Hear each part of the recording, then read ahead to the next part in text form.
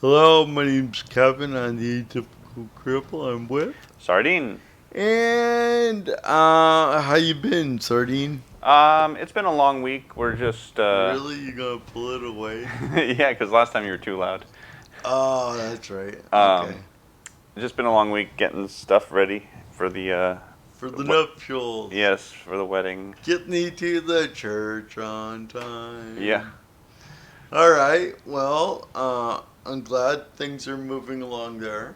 yeah, I've been trying to stay busy on the YouTube. I put out a couple of videos. yeah, One of which went a little viral. yeah. Do you remember which one that was? I saw Freedom Tunes guy's face on it. Yeah, Uh, Seamus. Lindsay something. Well, No, not Freedom Tunes, but the other guy that was on it, or lady, or whoever. so sometimes I will be watching something and I'm like, ooh, that's a really, ooh, I like that. Go back, get on OBS, and I'll tape it. I'll come back to it like a week later. Oh, I should put that on YouTube. I've had that one for like Oh, months. really? I started going through all my select because I've been doing this a while. Like, I really should talk about these things. And, anyways, that's what I've been trying to do. Try to get through the backlog. Well, that one worked out well. Right. And I forget what it was because it was 3 or 4 videos ago. Yeah. So I'll have to go back and take a look at that. Um, but the one, so this wasn't today's Lotus Eaters, but it was a couple of days ago. Right. Um, they're they're talking about some new conservatives and a change of tact in, um, let's say, tenor Okay. or tone concerning people with disparate values, Hmm. in that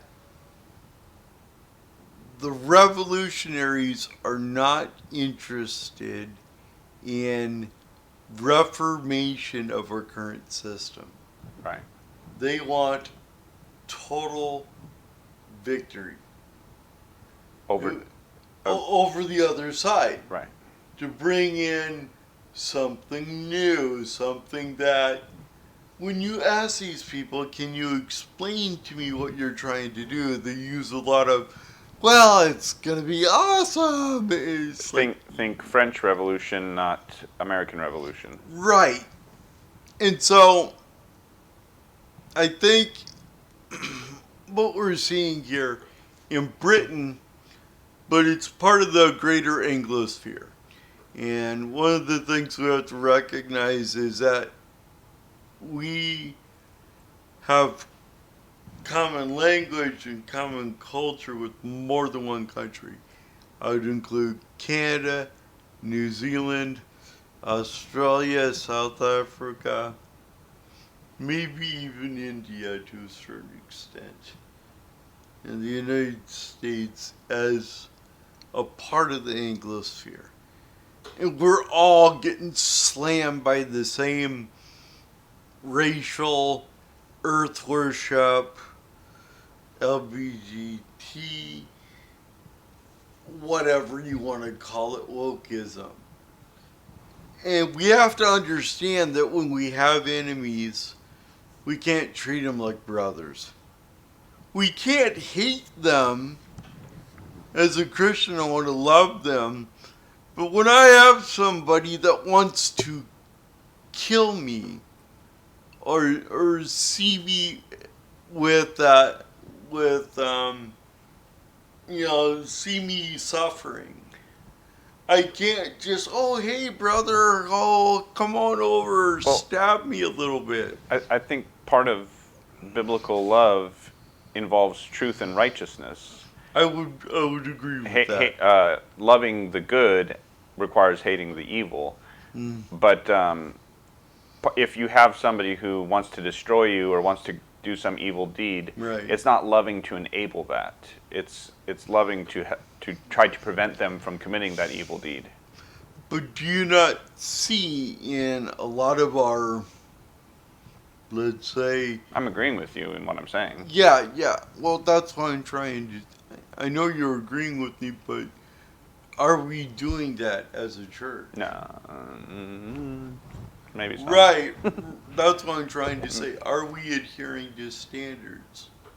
Are we living up to our potential in Jordan Petersonian terms, or are we doing things in a way where it's like, oh yeah, well, you have to give so and so a chance because we're trying to put everything in the best possible light, that we're not addressing issues Part of the that are right in front of us, kind of like what Jordan Peterson says about dragons. Dragons only become dragons because you let them.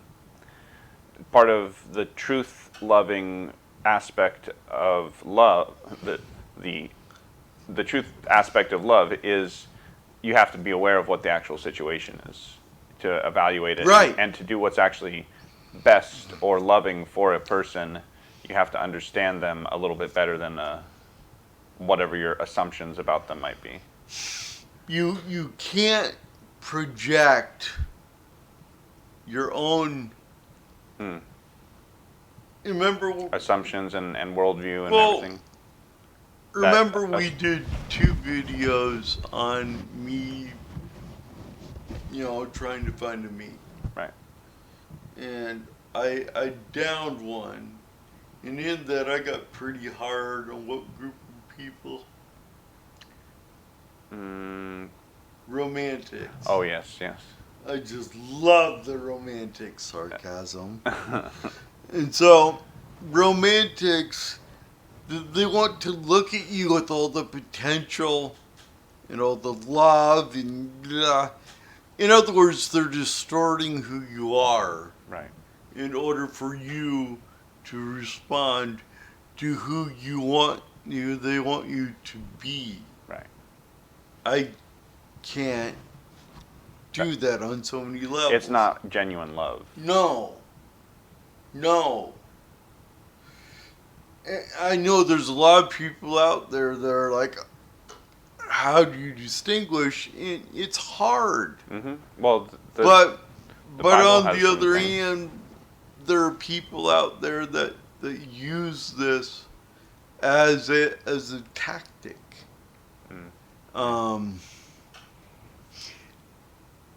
And I think what's explained up here reflects a response to repressive tolerance, which I have in a video called repressive.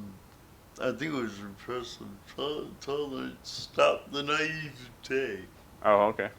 Yeah, because it was like, in order to address issues, you have to frame them in such a way that you actually understand how to help.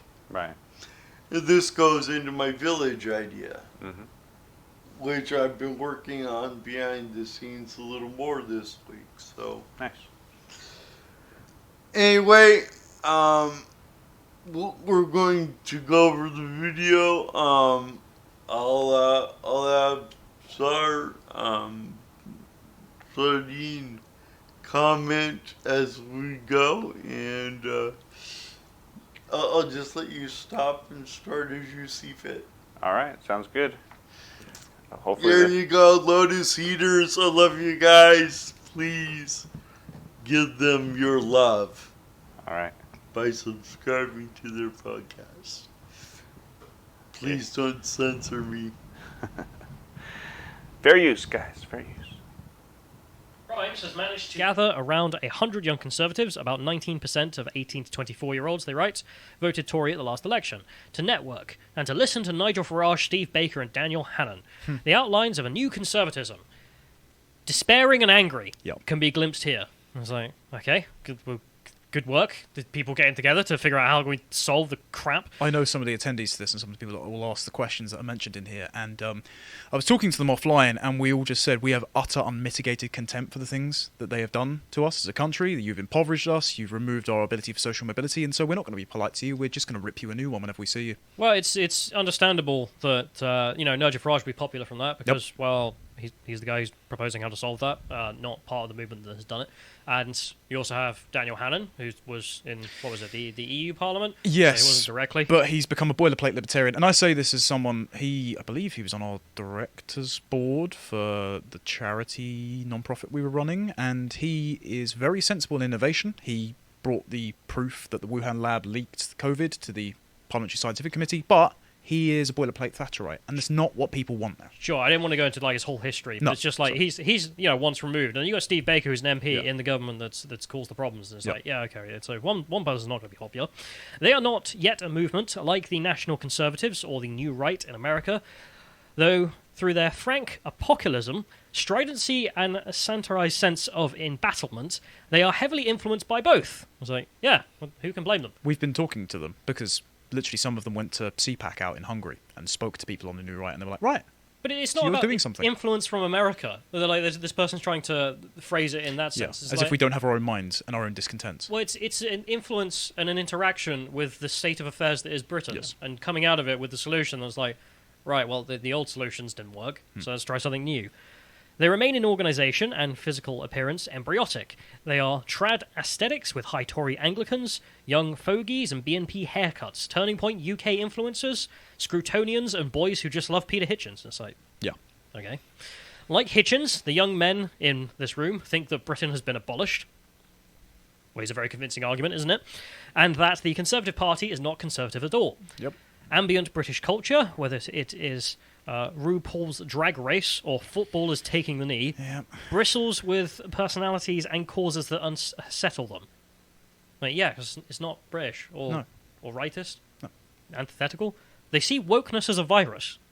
Factual. They're not left-wingers. I don't know how to... Why are you confused by this, Mr. Writer?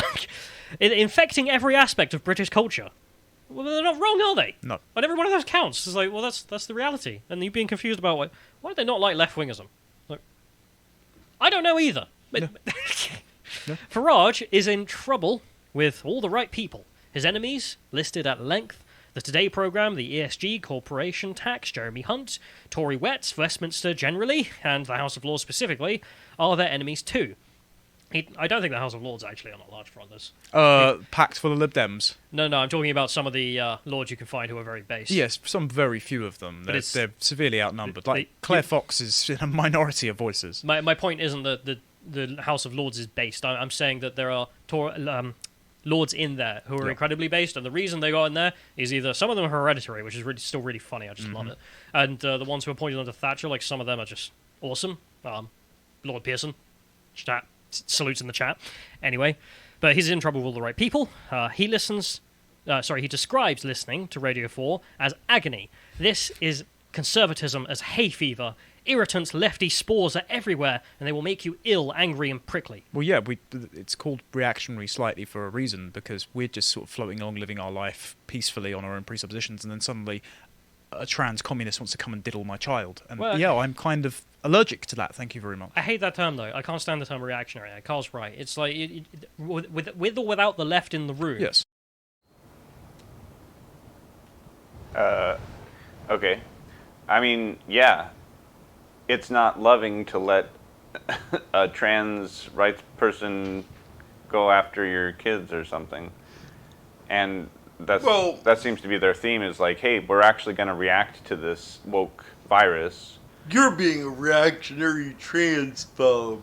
Yeah, it's like, no, you don't let people who want to do evil things unhindered. That's not loving. But here's the thing. How do we get to this point? I mean, did we get here because we were aware this was a possibility for some people and just looked the other way? I think what you were saying about people assuming their own like perspective on another, or not acknowledging how bad people can get, Okay. not acknowledging how corrupt people can get. Okay.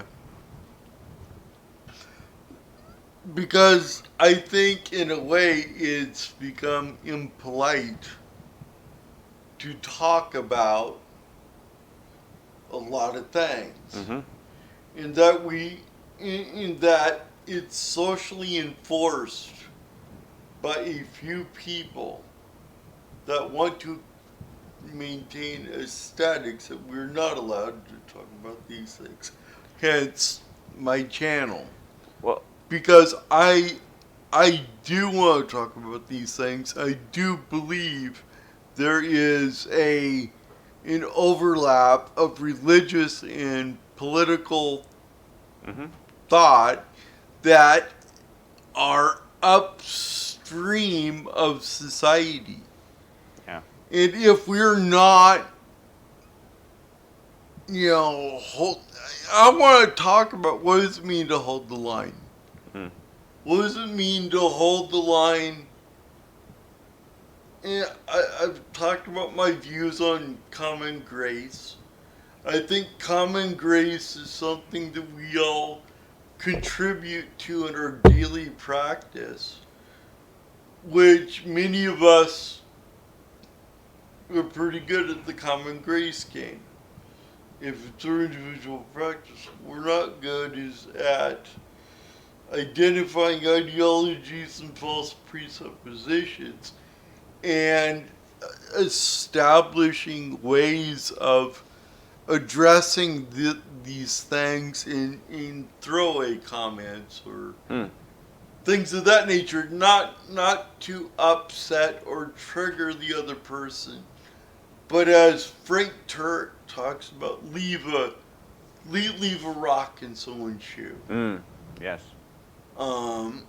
So that we can make people think about their presuppositions. But if they're yelling at you and they're just, it's like we don't want to be around that. But Jesus did say that if you're for him, the things that are going to happen to you are going to be, at the very least, somebody's going to get in your face. What, you mean not health, wealth, and prosperity? Joel Osteen was lying? Are you telling me this? Well, How dare you slander Joel Osteen? there's more to this. When you stand for truth, those who stand for lies will oppose you. Well, I found that to be true at the dining hall where we had these discussions. Now, were we surrounded by people that would just rather go through the motions? 100% absolutely. We were 1/100th of that dining hall. Right. But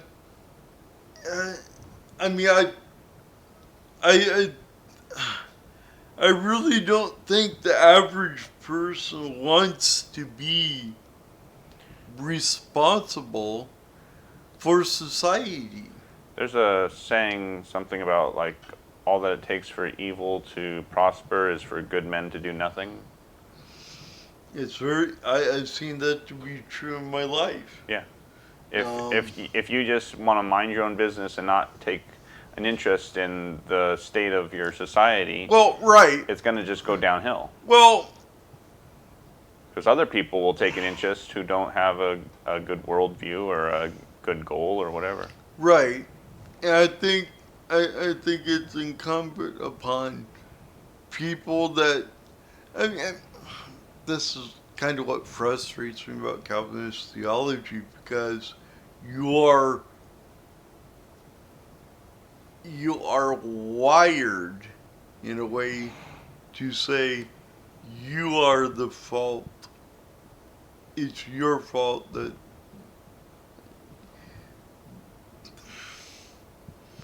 how do I say this? You're the bad guy. The bad guy is you. in a way. Because it's almost like if God does anything, it's like hindsight recognition. Mm. Instead of looking at it going, what's God up to? How do I contribute? And rather than saying, well, you're not going to be perfect, so why try? It's like, try and improve. Yeah. Rather, David was a man after God's own heart. He did a lot of. He went after Goliath, like as a young man. yes. But he was also, had a lot of very sinful moments, and Well, what about Amnon and Tamar? Amnon was David's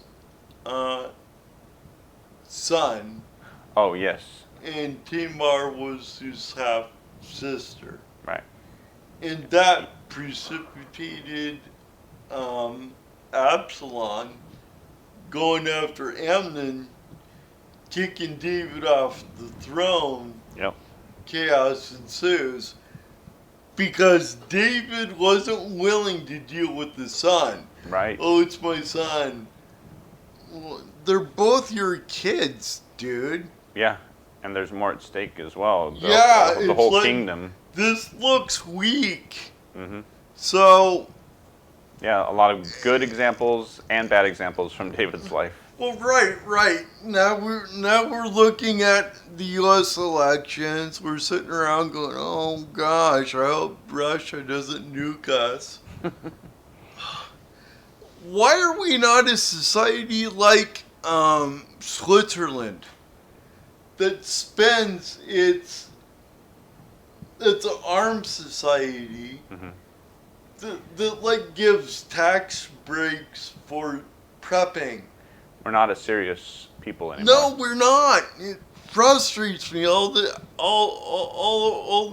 because I see the suffering that that attitude brings, but not to the people that are more more class conscious. Yeah. Not class conscious, like people that are doing well. Mm. It's quite nice to do well. It's quite easy to do well. I mean, I was watching a video recently I want to publish on evolution and the debate between evolution and creation, and how evolution seems to be more of the instead of survival of the fittest, it's the survival of the good enough for right now. Okay.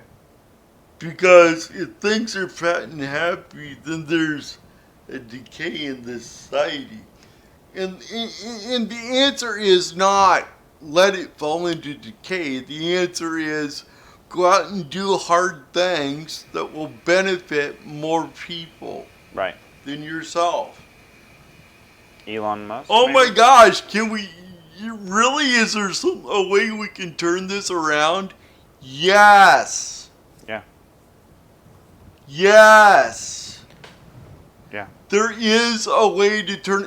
Will it bring ultimate eschaton? Will it bring heaven? Will it bring Jesus? No. Will it be perfect? No. But it'll be better. And doesn't it? I think there's a scripture verse that says if you don't leave a heritage or an inheritance for your children, that you're kind of a wicked person. It's like, what are we leaving for our kids? Let's homework for next week. Look that up. I'll try to find it. Because I will bring a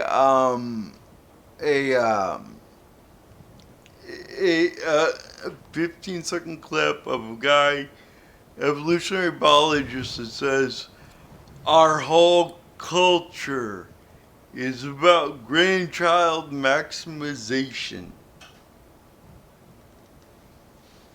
From scripture to that which bubbles out of the earth. We have it on two different trajectories going the same way. Yeah. Ooh, might that be an indicator of a god? Mm. Might A creator who right, who right, revealed himself. right. Yeah. In there, but I really wish we could talk about those things, but unfortunately, we got a political issue to solve. Hmm. Or at least to back away from the enough and carve out an area. And it's like this. If a state wants to go full Jesus land, why would California care? Why should California care? If West Virginia wanted to go full on Jesus land, you have to. And they let people move there, ban marijuana, ban abortions. What? Who cares? Let California do it. California cannot let West Virginia exist. Because if West Virginia goes from dirt poor to wealthy, because they apply what the master says, and it brings about wealth, they can't have that. Mm-mm. It threatens their rule. Yes. Yep. They'll never leave you alone. They'll never leave me alone. They'll never leave any of us alone. To the point where they will kill us. Yep. It's happened in the past. It'll happen in the future. It's in their ideology. It scales up in that homicidal way. It's true. Should we keep going on the video? Or? Yeah, I mean, these are the stakes. There are ways to turn it around. Talk to me. We'll talk about it. We'll do that on this channel. And build me a village. Alright, let's go. You are still what you are, and what you Yeah. are is a traditionalist. Yeah, we act on first principles, yes. But it's got nothing to do with whether you're reacting to the left. The left can all be dead, and you'd still be what you are. Sure, but we are driven into a state of self-defense at the moment, because even if you aren't interested in politics, politics is an interest in you. Sure, but that term I hate the term, it's just a point about terms, Yeah, which is that right. you end up cornering yourself into a room, which the question often gets asked of such people, which is, well, what do you do without the left? And usually they don't have an answer, and it's like, well, it's because you haven't thought Yeah, about there should be an yourself. affirmative vision, but Away we are from also backed against a wall at the moment. Sure, it is the fact that leftism is everywhere. Yes. So the person describing it as hay fever, there are spores What would we do without the left? Prosper. Maybe get a little old, fat, and ugly, but I mean, we have quite a go at it. Yeah. That's my thing. All right, You back. Go ahead. Our life expectancy wouldn't continue to decline. Wouldn't that be weird? Not only. You remember we saw those skeletons? Yeah. What if we grew 10 feet tall and lived 300 years? It could happen. Could happen. All right, back to the video. Yes. everywhere. It's like, again, absolutely correct. Rightists don't like leftism. What's complicated about this? I don't understand. Like, weird leftists, like, they wouldn't like the evangelicals being in all the schools, and I'd happen to agree with them on that. Probably a bad idea. But the thing is, the rightists don't like gender ideologues being in all the schools as well. But you understand one, but you don't understand the other. Sorry, but the person writing this just seems confused to me deeply. Do they want more unreconstructed libertarianism? I doubt it. They're not like Farage, Thatcher's children. They are his children. They, like Farage, positions on British identity and borders, not markets. They hoot their affection at Farage, not for what he says about free trade, but for the way he says it, which is... I don't really know what the description is. Like, yeah, people don't want to sell out their own country. Yeah. But that doesn't mean people don't want deregulation and the state to leave them alone to run their business. So, I find that They confusing. want a reorientation of our economic policy towards British prosperity, not global prosperity. Yeah, but he's phrasing it like they want regulation of private businesses on the way that we have now. It's just like, nobody wants that. No. Pain in the ass. Anyway, when an actual MP arrives, Steve Baker, the contrast with Farage is sharply apparent. A third of the audience goes outside to vape. Well done, Will. You know who you are. His role during the Brexit years made Baker a liberal hate figure, recently called a C-word by Channel 4 Christian Jeremy Hunt. Gutha Murthy. Where with pride, the dude is an asshole. He actually did an interview with the leftist talking about how Charlie Hebdo deserved to be shot. And he's listening to her chat away at this, and he's like, tell me more, tell me more. Right. It's just like, yeah, you're scum. But in this room, he is not right-wing enough. Yeah, because he self-describes himself as a man of the left. I think it would be self-descriptive, but he is accused of promoting, to loud and prolonged applause, Marxist identitarian politics, though school reading programs in his constituency. Well done, Elizabeth, for asking him that question. I don't know why you're applauding that, Baker says forlornly. It's just like, yeah, it's because you're a commie. Yeah. Well, that'll be why. I can imagine him just being really upset. It's like, why are you saying I'm promoting Marxist leftism? It's like, because you are. It's not a difficult concept. Baker told the group at the conference this year that footballers taking the knee isn't a neo-Marxist act, it's a statement of solidarity. So that conference event was hosted by a friend of mine named Albie, who runs Conservatives Against Racism for Equality. And For equality, I'm a conservative. yeah, Conservatives Against White People for Communism. I've told him this multiple times. And he actually came to my birthday, and the day beforehand he tweeted out about saying that demographics are changing in the UK. This was well ahead of the census, and said that we've got an increasing Muslim population. And so what we have to do is, rather than demonising them and being against Islam, we have to appeal to their sense of fairness and family and make them a new voting bloc. And I had to sit Albie down and go, but Albie, you're a gay man. They want to throw you off the building.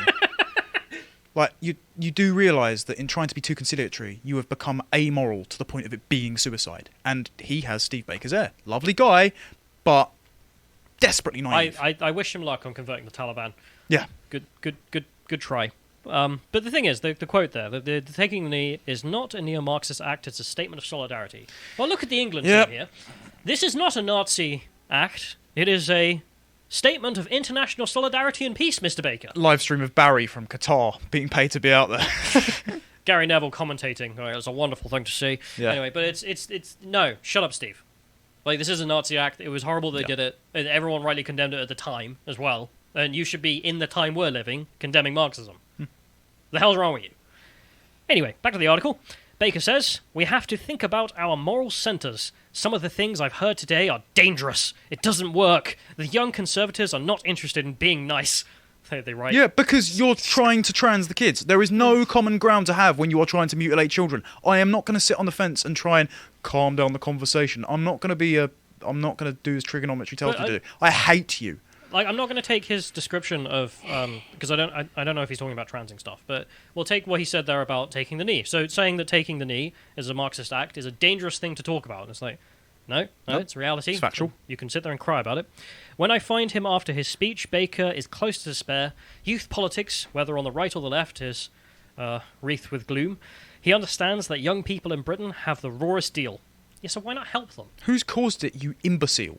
No, but this is the thing. Like, again, like I try and take some sympathy with Steve, and I maybe it's in the wrong place. Yeah, I don't But I just don't know how someone could fall so flaw.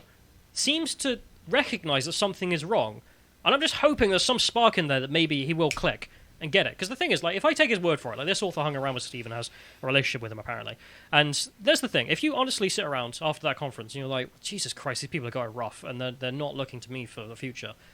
Think about that. Yeah. Why not close the borders, for example, Yeah. to ensure that they can own a house and get married, Yeah. and therefore be invested in the system itself? Look at the next link here. These results came out over the midterms, and a lot of people were shocked by them.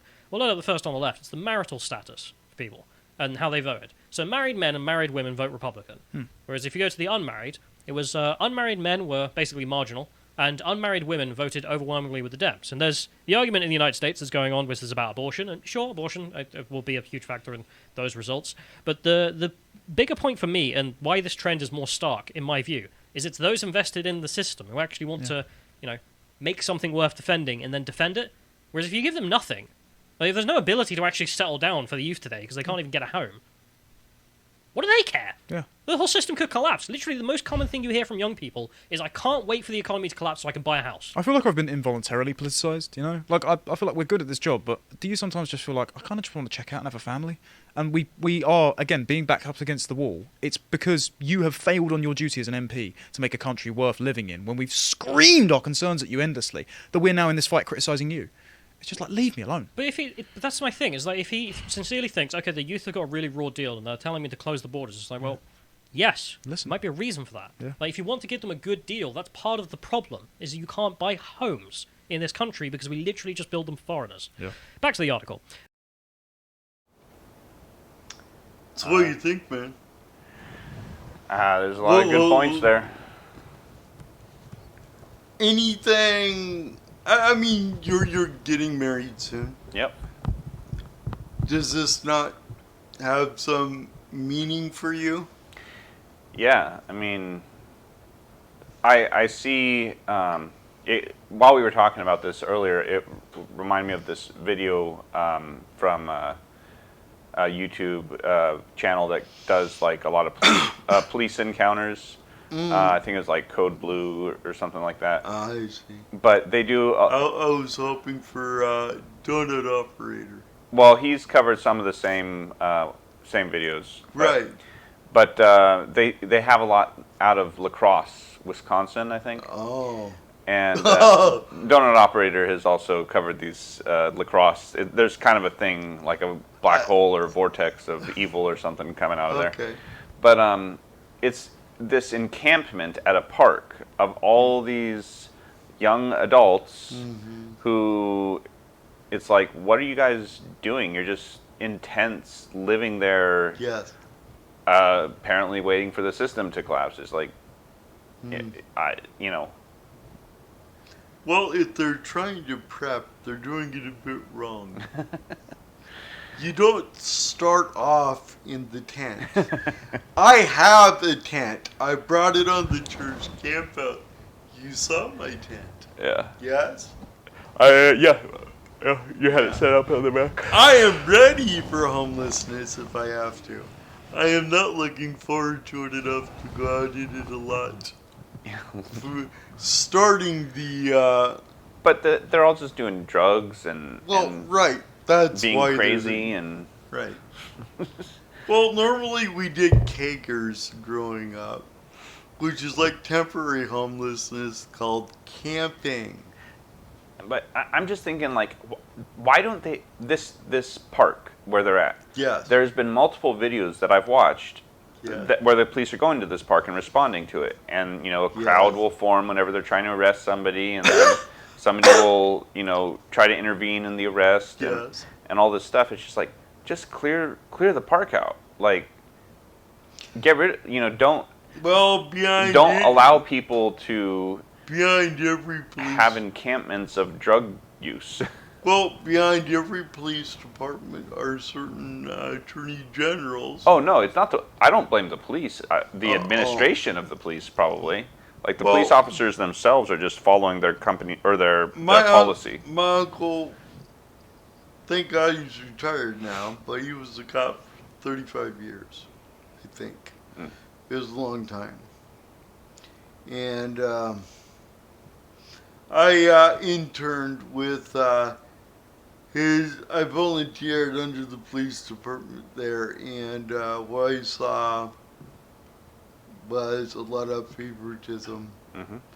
A lot of bureaucracy that didn't serve the mission. Right. And I saw a lot of politics. It served the woke mission. It did, to the extent that my uncle lost his leadership position as a lieutenant in regards to an unjust suit. Right. And I was there when things were going on, and what that person brought to my uncle was a romanticized reality interpretation of the reality. Yeah. But here's the thing: when you got people that deal with the lowest of the low in our society, you get a callous attitude. And if you don't have enough interaction with good people, you start to recognize that the only good people you can rely on are the people on your right and your left. Where up in Alaska, my understanding is there's some people there that will back up a state patrolman with a firearm. And that's the kind of society I'd prefer to live in. I mean, that happens in a lot of places, not just Alaska, but Well, it may, but it grades against the government knows all, sees all, and is all. Because it makes it out to be the government relies on the population rather than the population relying on the government. we're certainly trying to invert that image, aren't we? Yes, we are. And By we, I don't mean me.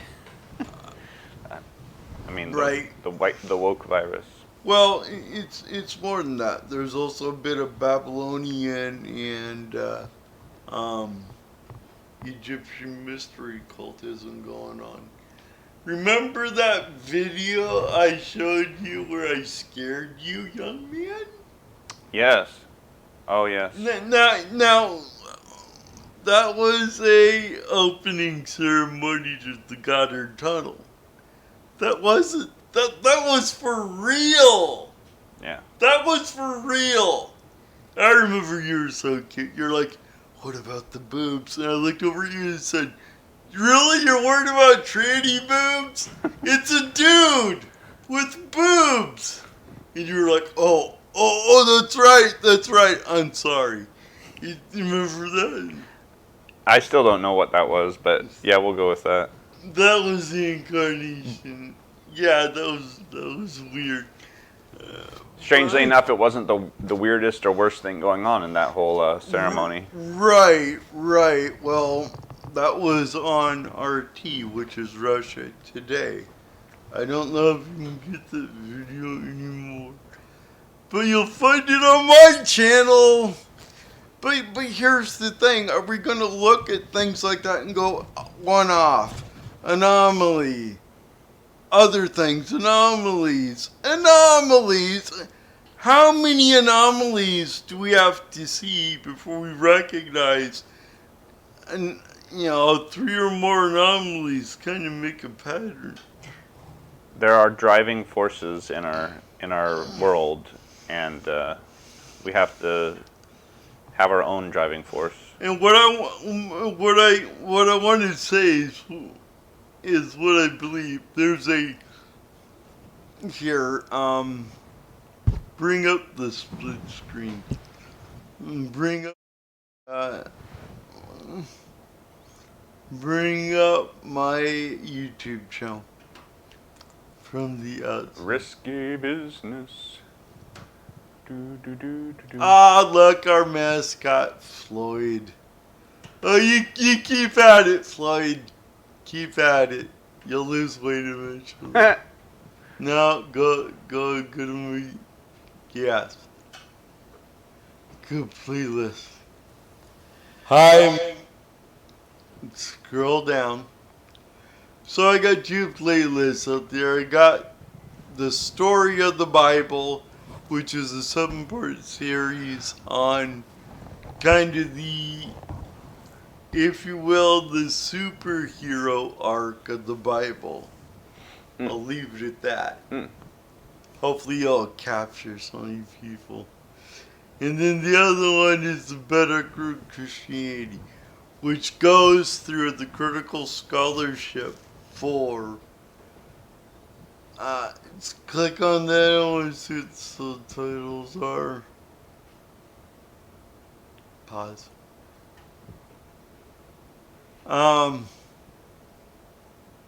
Read those out. The Bedrock of Christianity, Introduction. Studying history History is time traveling. Studying history is time traveling part 2. good. The most important bedrock eyewitness. The most important bedrock creed. The crucifixion of Jesus. The resurrection of Jesus. The appearances of Jesus, part 1. So, here's one. Take a look at these things if you're a skeptic. I want to go where the truth is. The truth, the beautiful.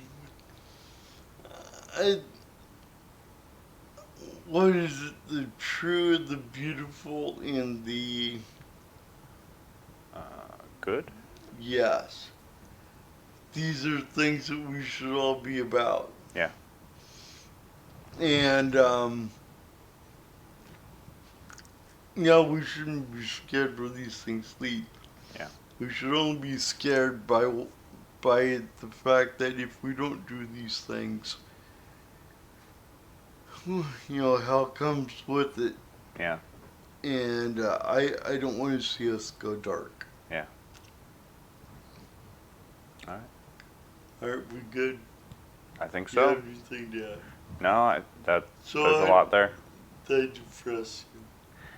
No, because I think there's still hope of moving in the right direction. Well, I want to talk about turning it around. So, I think a wonderful place to start turning it around is caregiving and where I'm at. And maybe we'll cover that in a future video. Yes. All right, my name's Kevin and the Typical Cripple. And I'm Sardine. See you on the next bounce. Adios.